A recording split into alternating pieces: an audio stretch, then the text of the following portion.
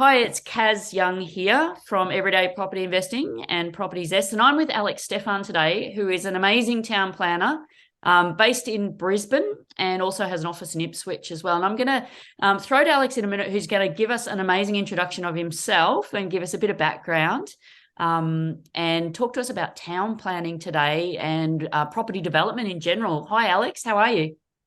Yeah, very good. Thank you very much for having me. How's Thank your you how's for your being morning been? Oh, pretty good actually. I'm on the sunny coast, so it's beautiful, blue skies, sunshine. I can't complain. Yeah, same here, down in Stones Corner in Brisbane. It's a beautiful morning. All the windows in the office are open. As much as it's a Nice. bit cold, it's a Yeah. beautiful morning. Yep. So maybe if we could start out by just giving us a bit of info about yourself and how you got started in property and where you've got to. Yeah, of course. Yeah, so I've got a bit of a slideshow here, of course. Fabulous. So yeah, my name's Alexander Steffan, or Alex. You guys can call me Alex.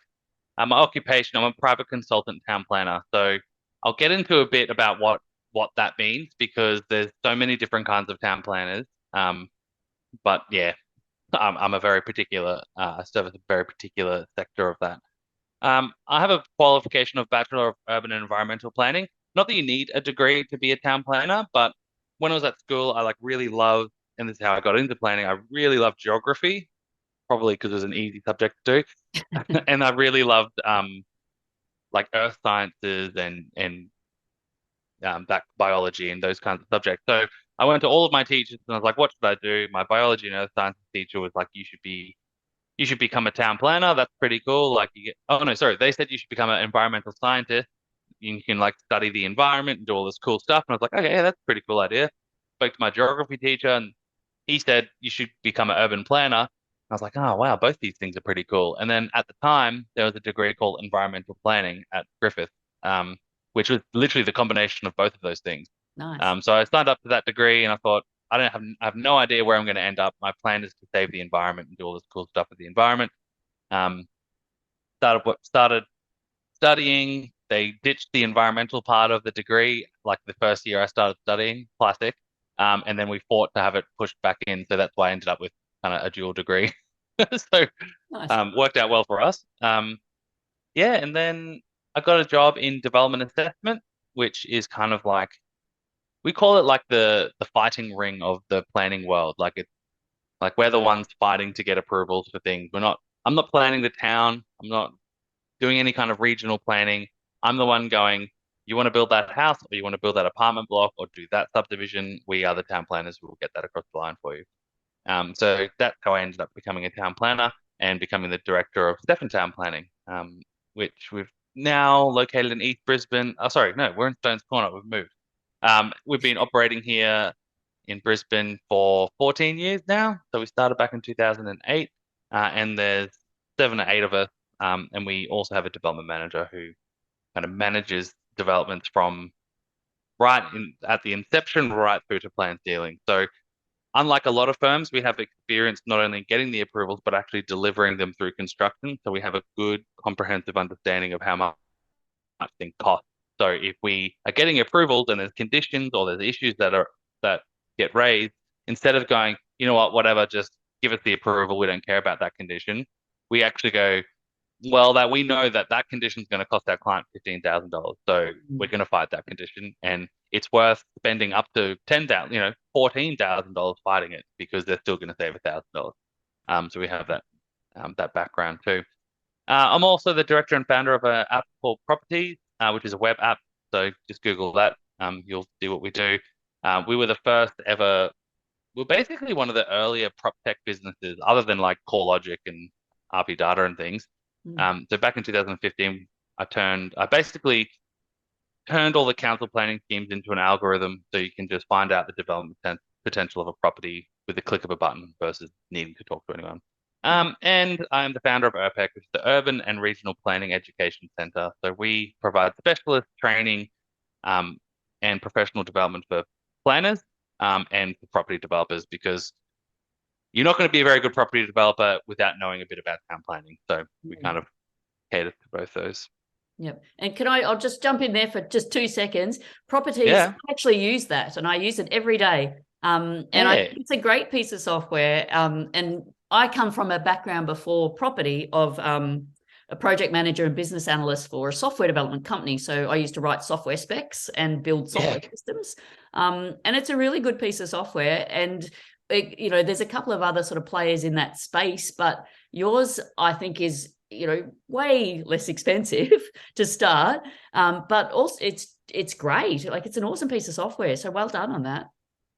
yeah. Thanks. Yeah, I've always been in and I have multiple businesses, and I've always been of the opinion that like you have a niche and you need to service that niche. Property, like I'm a town planner. Property is a town planning app that tells you the development potential of a property. There's so much opportunity for us to like branch outside of that space and go, okay, well, what about feasibilities? What about easements? What about aerial imagery? What about, all of these things? Mm. But that's not what we do.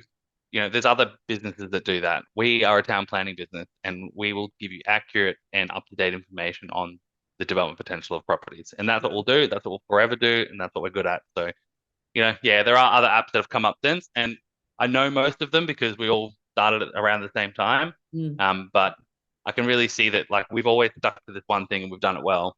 Mm. And a lot of the others are kind of, firing off in every other direction. Which, they probably make way more money than I do, but I'm trying to do a good job. No, it's great. Um, yeah, so thanks for that. So yeah, what does Steffan Town Planning do? So we specialize in development assessment, and what that means is we gain approvals for development through local council. So subdivisions, extensions, houses, townhouses, you name it, we can pretty much do it. So the easiest way to put that is we fight council for a living. So you've got council's planners in their team, and then you've got us fighting for you. And you can do it yourself, but I would not recommend it in this day and age. Maybe 10, 20 years ago, you could probably be your own town planner, doing that development assessment. But these days, it is just so complicated. The Mm. Brisbane City Council planning scheme is like 7,000 pages long. And, one word on one of those pages could mean that you can or cannot do your development. So that's our job. We only service Queensland, unfortunately. So anything outside of Queensland, we would have to send you on to someone else. We also provide development consulting services. So obviously, if you have a site and you go, well, look, I want to do something here. What could I do? Then we can kind of go through every single kind of development that you could do, all the issues attached with each one. So kind of have like more of a broad, consulting service around that property development space. As I said earlier, we can coordinate your development. We have a development manager, so we can actually deliver the project.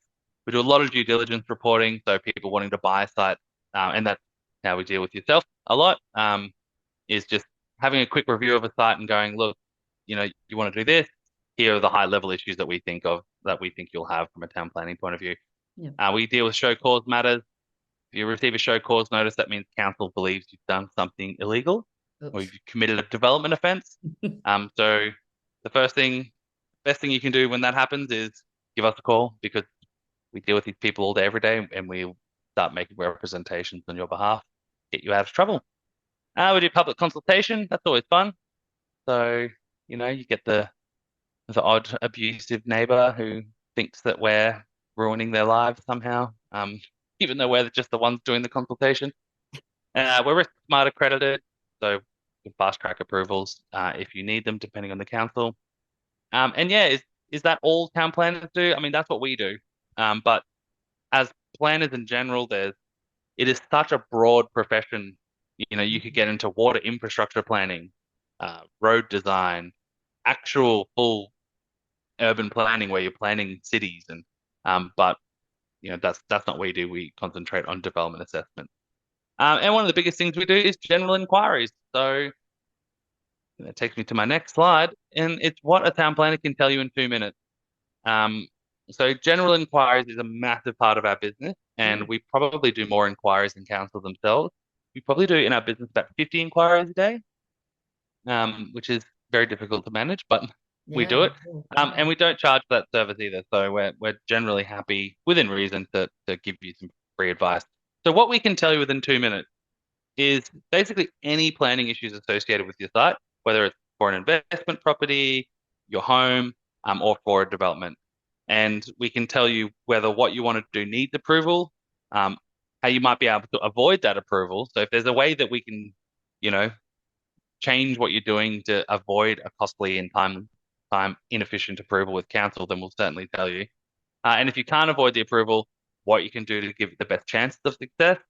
So, if you're like doing an extension to a heritage or a character house, it's like, well, look, you can't avoid approval if you want to do this extension. There's absolutely no way to avoid it. But if you do this, then we'll be able to get it approved and very quickly because we do 1,000 of them a year. Mm. And we can also tell you the cost and time frame associated. So that's very, 2 minutes, and we can pretty much tell you if you're buying a lemon or buying a good site. And if you're buying an orange, then how much it's going to cost you to turn it into, something golden. So, um, so yeah, we're generally happy to do that service.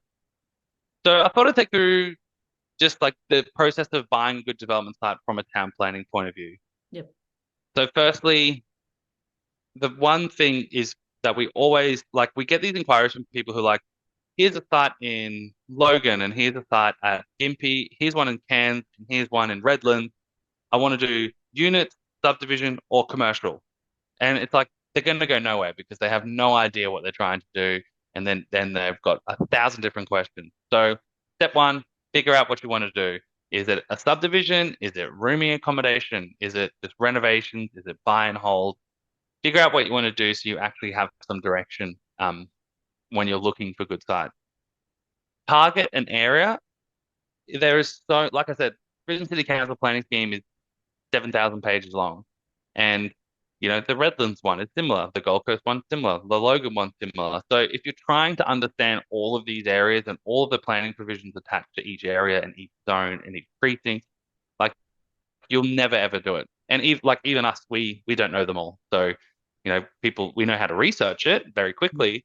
But if you inquired about a property in the Sunshine Coast in this precinct, then we have to actually go and research it. So if you're doing that for every single site that you're looking at, you could be there for, days and days and only get through 2 or 3 sites. Whereas you want to get through like hundreds every day, to find a good one. And once you do that, you can learn about the planning provisions of that particular area. So if you're looking for splitter sites or 1 to 2 lot subdivision sites in Brisbane, you know that you need 800 square meter lot with a 20-meter width with no character provision, no flooding, and no bushfire, etc. So learn about the provisions that apply to your specific area, and that will help you find the correct zone, the correct land size, dimension, sites that don't have overlays, and you can really start finding clean development sites. And then instead of going like, let's look at this one, the feasibility work. Oh, hang on, there's a problem with the planning. You can go, here's 10. All the planning doesn't work for 9 of these. But one of them it does work. I'll just do one feasibility, and then you just save yourself a lot of pain and heartache. And we see it all the time when people like, I've been looking for development sites for a year, and I've done 400 feasibilities, and I finally have one under offer where the feasibility works. Can you just have a look at it? And I look at it and I'm like, well, this is in the wrong zone and it's got an overland flow path. So I'm really sorry, but you can't, you need to, like, our recommendation is to get out of the contract because you can't develop it. And it's like, well, if you knew the planning to begin with, you wouldn't have ended up doing those 400 feasibilities. So yeah, very important to have a look at those things. And the best way that we can do, find good development sites, once you know the zone, you know the overlays, I found just a straight up logical approach is usually the best. So, you know, put your developer hat on and go, all right, I'm going to develop this site. I've got it. I know it's in the right zone. I've looked at the overlays. They look all right now. Let's go to the site and what could be the problems. So I've got 2 images here that I've used, and you can kind of immediately, for me, I immediately see issues with it. Mm. And I'll go through what some of those issues could be. So the one on the top left, so firstly, it's clearly falling away from the street. So the number one issue that we find with any property development is finding a lawful point of discharge for stormwater. So as soon as you increase the density or change lot boundaries, then you have to under state law create a lawful point of discharge for your stormwater. So that means any water that lands on that site has to go somewhere. And if that's going into someone else's property, then you need to get their consent. You need to put a pipe through their property, so it has to get through to some council infrastructure. So the infrastructure could be a pipe, or it could be the curb and channel, or it could be a creek. So it's something that's owned by council. So immediately that one on the top left, lawful point of discharge, we're going to have to find a solution for that. Solution on that, it looks pretty steep. It's going to have to be putting a pipe through the neighbor's property, and now you've got neighbors involved in your development who Mm. can change their mind. They can extort you essentially for money. So it's not a good situation to be in. So lawful point of discharge, issue number one. Next issue on that side, on the top left, is slope. I mean, coming off the road there, it drops off like a meter. So access to that site might actually be quite difficult. So that's not really a planning issue. It's more of an actual, construction issue and site access issue. So that's something to consider. Um, Mature vegetation, probably not so much with the top left, but the bottom right image. I mean, we get inquiries all the time when people are like, got the site, 4,000 square meters. I'm going to subdivide it into 6 lots. Thanks. And it's give me a quote. And I look at it on Street View, and that's what it looks like. And it's like, well, probably going to have some protected vegetation. So, you look at the planning scheme, you look at the local law, and almost every time, you know, there's protected vegetation. So, any mature vegetation should be a red flag. That that spark your interest or your curiosity to then go investigate. So if you see big trees, be cautious. And as wherever there's trees, there's usually some kind of bushfire risk. So if those things in combination, that's a deal breaker immediately. I mean, council aren't going to let you intensify the use or increase the density where their people are at risk to a bushfire, for obvious reasons in the past couple of years. So back to the left image, there's a bus stop right in the front. So can you access through a bus stop? No, you can't. So, that's another issue. You might have to move that bus stop, and that is a very expensive process. So always look out for verge improvements. Is there NBN pit sitting out the front? Because NBN pits to move are like 25 grand. So you do not want to be moving an NBN pit. So have a look at the verge. Think about access. Is there anything there that stops you from being able to access the site? And accessing the site, major road access. So you can see just on Google Street View that road says State Road 70 something. So that's a state controlled road. So now you're trying to access off a state controlled road through a bus stop, and there's actually a street tree there which are protected under natural assets local law. So now you've got bad slope because it's difficult to come off the street. You're trying to negotiate through a bus stop with TransLink, which is a different government department than council themselves, and you've got a protected tree there. So you got Department of Transport and Main Roads negotiating with the access. You've got TransLink negotiating to move the bus stop. You've got Brisbane City Council negotiating for the access and removal of the street tree. So, absolute nightmare. If you came to me and said, Alex, this is my site, I'd go, please just find a different one. On top of that, it looks like a character house. So, and you've got a character house sitting there that you can't actually demolish or significantly alter.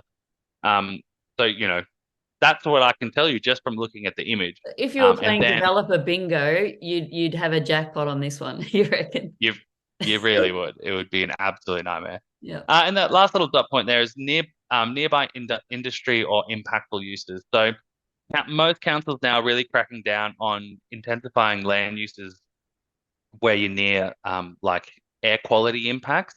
So like things like major roads, service stations is a big one. It, Mm. it is scary how many service stations air quality doesn't meet today's standards.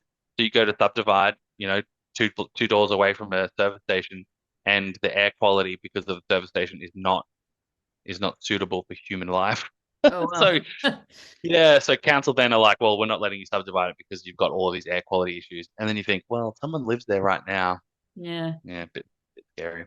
So yeah, look out for those things. If you again take a logical approach, if it's next to a industrial paint, spray booth, then it's probably gonna stink. And that means there's some kind of air quality impact. How can you figure all this stuff out? Sometimes you don't need to if you find a good buyer's agent.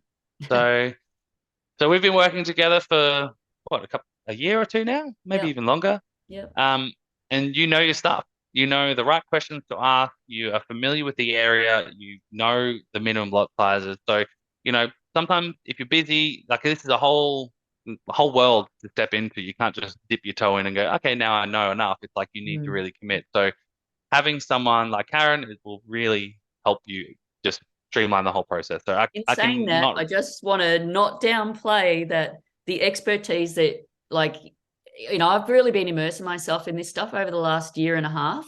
And I feel like I've learned so much in the development side of things.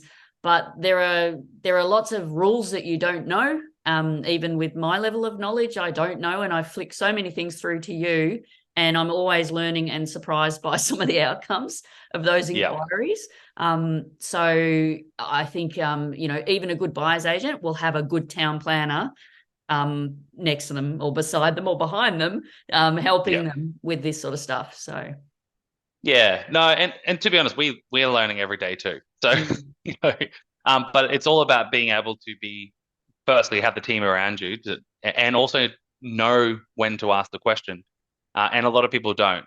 They just go, oh, it's a low density site. It's 800 square meters. Yep, good site for my client who wants to develop. Bye. mm, And then their client a year later goes, all right, we're ready to develop it now, and they contact us and we're like, well, this is you got, a character house, you got a bus stop, you got all these things, yeah, and no one ever asked the question. So yeah. definitely get a good buyer's agent. And just one Um, more little story there, Alex. I have a client, lovely client, who we bought several properties for, and she has a property that I didn't buy. It was bought by another buyer's agent. And recently that property burnt to the ground, which was quite unfortunate. And they thought, okay, that's okay, because we were planning to subdivide that property anyway, because the one across the road had been subdivided, a similar type of property. But this one was slightly zoned differently or a different land size. There was something different about it because I sent it through to you and said, look, I think this client bought this through a buyer's agent thinking it could be subdivided, but I've got a few reservations. And you came back and said, no, you can't do it. mm, So, you've got to be on your toes. yep, for sure. If you want to be an expert in planning, you could read the whole planning scheme. If you can memorize every single line of that whole scheme, you will be, a town planning dictionary, or encyclopedia. So, you can do that, but I would not recommend it. Yeah. You'd have to read it every single day to remember it all. Again, research an area. Like I said earlier, become an expert in an area. Don't try to know absolutely everything, but figure out what you want to do. Find an area that you can do that in, and really hone in on the planning rules and regulations in that area.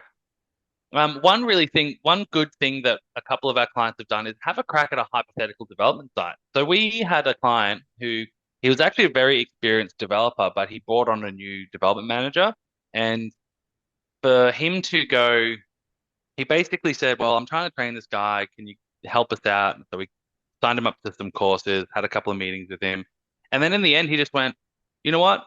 To the new guy, he said, "Look, I want you to find a good development site, and I want you to pretend that we're buying it, and I want you to take it all the way through to lodging the application." So he spent a bit of money, but you know, he got it. He got our opinion. He got an ecologist on board. He got a civil engineer on board. We had a pre-lodgement meeting with council, and to be honest, it was an absolute disaster. But he learnt so much, and I Yeah. swear from that point forward, he was just like way more knowledgeable. He obviously thought he knew everything, didn't know anything at all. So have a crack. You don't necessarily need to pay everyone, but just pretend that you're going to do it and go through the process in your head, make a list, um, and you'll learn a lot. Mm. Make good friends with a town planner. So, there's a wink emoji there. So yeah, feel free to get in touch with myself. Always happy to help. And ask questions. If you don't know the answer, just ask the question because sometimes you'll be surprised at the answer. So, Mm. always happy to answer questions. No question is a dumb question, that is for sure, especially when it's such a complicated space. Mm. Um, kind of like gonna jump really quickly into the cost of a small subdivision. So people get absolutely gobsmacked when we show them that this is the general cost for doing a 1 to 2 lot subdivision. The reason why they usually get surprised is it could cost $180,000 to split one property into two properties. And I've broken down the cost of it a little bit there. But to be honest, it easily goes higher than that. So that's like a clean site. So if you've then got to move a bus stop or move an NBN pit, like Mm. moving an NBN, 25 grand, you're now at 200,000. You've got five big significant trees you need to cut down. That's another 10, you 210. So, it can easily cost a lot. We do hear in some of the webinars that I've done that like subdividing in Victoria and New South Wales is like 60 grand at the high end of it. So, it seems to be a thing in Queensland that is very Um, expensive to subdivide. I yeah. don't know why. It just is, unfortunately. So I thought that might be interesting to show you all. Yeah, it sure is. And you can also get bamboozled by agents saying, oh, this property's for sale and it's $1 million and you can split these two blocks and you'll get, I don't know, 1.1 or something like this. And you're like, well, you've done your dough. So, Yeah, yeah. We get it all day every day. So we do like a site finding. We have like a membership in our business where you can sign up to be a member. It's like $50 a month, and we find good development sites for you every week. And to do that, we do what everyone else does. We go on realestate.com, we have a look around, and we ask people. And like the amount of sites that we see, I reckon there's more sites that are listed as development sites that can't be developed than there are sites that can be developed that aren't listed as a development site. yeah. So it's like people either don't know, like the agents either don't know they can be developed, or they just pretend that a site that can't be developed can. And it's just like, and they have the STCA, subject to council approval. Yeah. Like, well, you could build a nuclear power station in your backyard subject to council approval. Like that means nothing. It's like chances of success are zero, but it's still subject to council approval. So yeah, I know this is all pretty overwhelming and it's like the biggest crash course ever. So where to begin? Um, so I have an education platform. It's completely online and on demand. So we have courses that will teach you. I mean, we have a course that will teach you how to become a town planner. And that's that development assessment course that you can see on the screen there. We collaborate with a lot of universities with that course. So Wow. basically, most town planners in Queensland now do that course. So they learn how to become a development assessment planner through ERPEC, this business. So we also have site finding courses, as you can see there.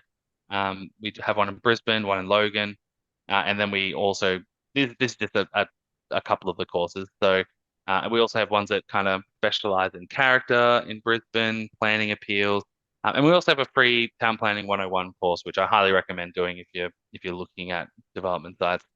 And of course, I didn't tell you I was going to do this, but yeah, we have a Oh, 25% I've got my discount. own So coupon code. I'm so excited. you do. So That's just use, awesome. oops. So yeah, so just use CAS, and you get 25% off any of those courses. So Yeah. feel free to send that around and use it. If you have any troubles, just reach out. And that's my details. Wow. So Hey, that's an amazing whirlwind tour of development. What yeah, about yeah. like for the clients who come to us, Alex? There's sort of a mix. There's the people who kind of want to find a site that has future potential and then sit on it, land bank it, for future development. And Yep. then there's the ones who are looking to buy and do the project right now and on sell the project. And those two are quite different prospects, Yep. because finding a site that stacks up financially to do it right then and there is a lot harder, obviously. Um, Yeah. yeah, so there's sort of different types of investors who are, active developers and then more passive developers. I guess they're planning to on-sell a site later or develop it in the future. Yeah. Yeah. Yeah. So there's definitely like you really need to be aware of the planning implications if you're buying and holding with the future development potential, Yep. because council can change the planning scheme overnight, and they Mhm. have. So my recommendation, if you are looking to buy a site and hold it, is just get the approval in place because you can do it right now. Just get it in place. Material changes of use approvals are valid for 6 years, and Okay. then once it gets to the end of that 6 year period, it's pretty easy to extend it. So, if you're like, oh, we're not going to develop the site for another 4 or 5 years, or Mm. we'll sell it as a development site, and it's like, well, things could change in 4 or 5 years, and it might not be a development site anymore. So if you get your approval in place now, then it's going to be valid right through that period. If you get to the end, you're like, it still doesn't stack up, we need a couple more years, we have reminders for all of our clients that will be in touch in 6 years and go, hey, your approval's about to lapse. You want to extend it? Yeah. So yeah, definitely a good, and I'm not just saying that because I get paid. Of course, that's nice, but Yeah. yeah, definitely try to get your approval in place as quickly as you can. Yeah. And with ERPEC and the courses there, do you touch on at all the financial side of it? Like we had a slide there with a few of the costings. Do you touch more in the courses around that? Because I think that's one of the hardest things for people sometimes to get their heads around. We don't, unfortunately. So Mm, the main reason being is that, like I said earlier, we're a town planning mm, um business. So we will tell you everything about town planning. When it gets into the feasibility, that's really, the property developer's job. mm, We have talked about we do collaborations with people on courses. Um, we have been talking with a civil contractor about doing like a feasibility analysis because he constructs these all day, every day, and he also does his own project. But mm. yeah, no one really wants to put their like officially in a course the feasibility side of it because it changes so quickly. Exactly. It's such a And tough thing because, yeah, like you said, changes all the time, changes from year to year, changes from site yeah, to site. Yeah, it's a tough one to know. yeah, yeah. Like if you ask me, I want to subdivide the site 1 and 2. It's in the middle of Brisbane. You know, like my straightforward answer is generally it could cost between 100 to $200,000, but it could be more than $200,000. So, you know, Yeah. Yeah. And in like those, that, like that. in That's all we those, can do. exactly, in those smaller sites, that potential difference of 100 grand makes or breaks the project easily in the 1 into 2s and stuff because you really are like they work on slim sort of profit margins there. So it's tricky. It's tricky business, but yeah, I mean, consulting the Yeah, experts like civil engineers and things like that. That's the other thing I guess you guys can help people with is you've got a team of people that you work with, so if this site has a potential issue, you'll say, look, I can put you in touch with XYZ civil contractors, and they can help you to assess that part of it or stuff like that. yeah, Yeah. yeah. Building a team is so important in property development. Like Yeah. if you don't have a bunch of people who work together all the time, then it just starts falling apart. In Mm, my experience, like when we get thrown into someone's existing development team, or non-existing, sorry, like if we get thrown into a new development team where a novice developer's just gone, oh, I need a civil engineer. We'll just, I don't know, this person's a civil engineer. They were the cheapest. We'll use this ecologist. Don't even know who they are. And we'll use this planner. And like none of us know each other. We don't know how we operate. And it generally doesn't go as well as it does when it's like, okay, we'll come to the planner. We deal with like 4 or 5 different civil engineering firms all day, every day, literally. And we know what each one of them's good at, how busy each one of them are, what they all charge, and mm, whether or not they're going to be able to deliver on that project. And if that needs, yeah, an ecologist, we also work with 4 or 5 different ecologists.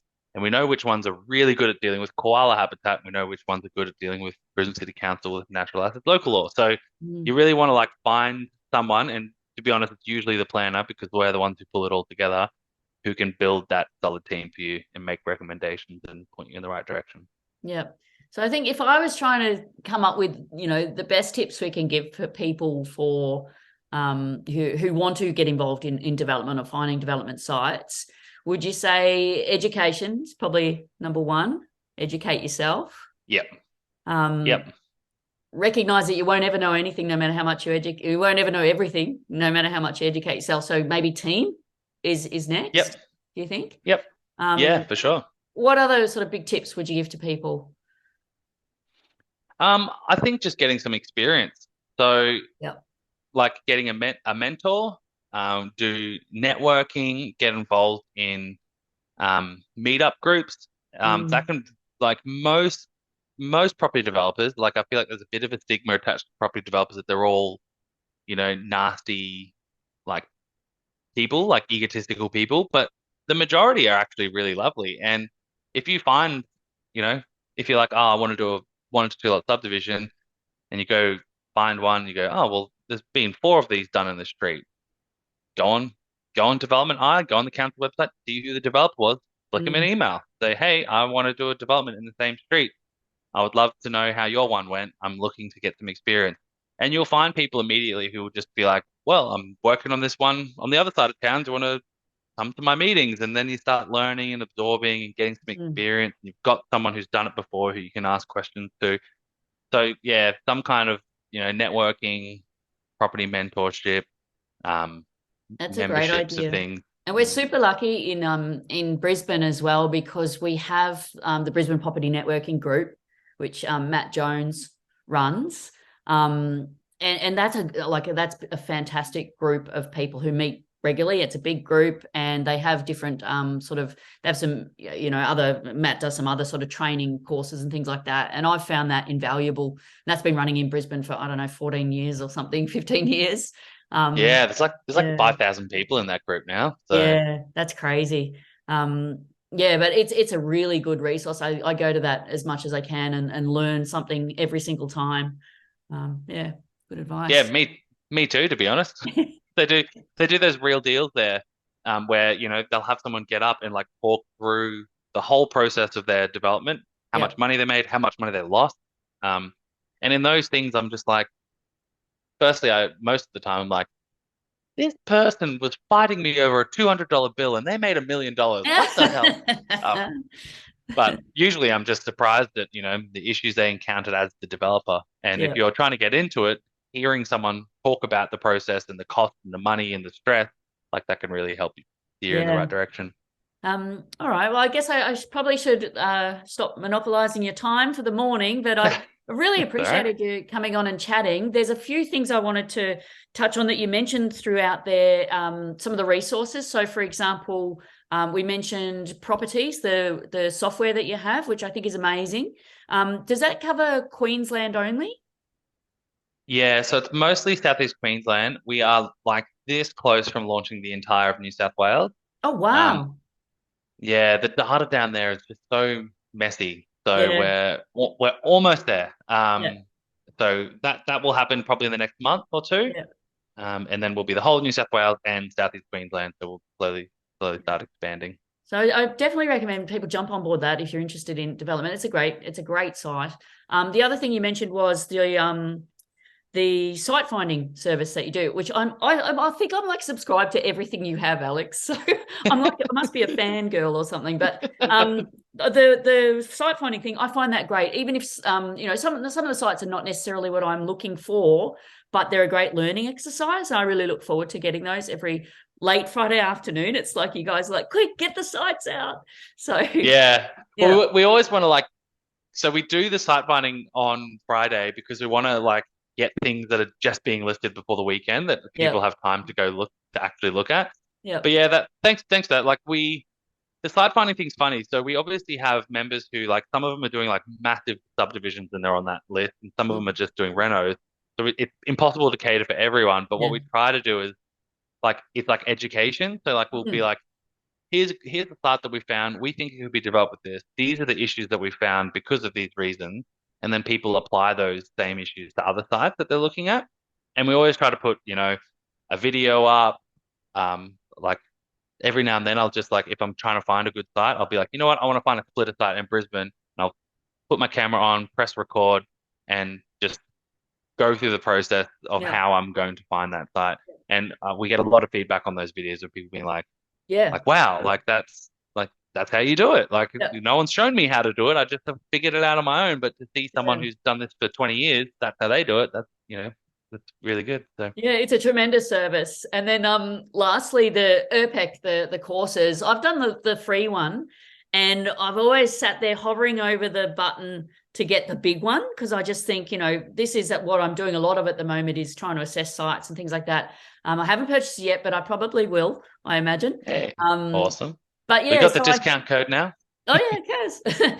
I think if anyone who's interested in educating themselves, I think it's a great place to start. And it's really well put together. Essentially, I just love everything you're doing. So well done. Oh, no, thank you very much. Very kind of you. Yeah. All right. Well, thank you so much, and hopefully I'll get to pester you with some more emails throughout the week of more sites to look at. And thank you for everything. No worries. Happy to help anytime. So if anyone has any questions, feel free to reach out to me. That's my details there. Email's always the best way to get me. So Yep. leave me And an it's email. Steffan TP Yep. townplanning.com.au is the website. Yep. That's us. Cool. All right. Thanks, Alex. Awesome. Thank you so much. See ya.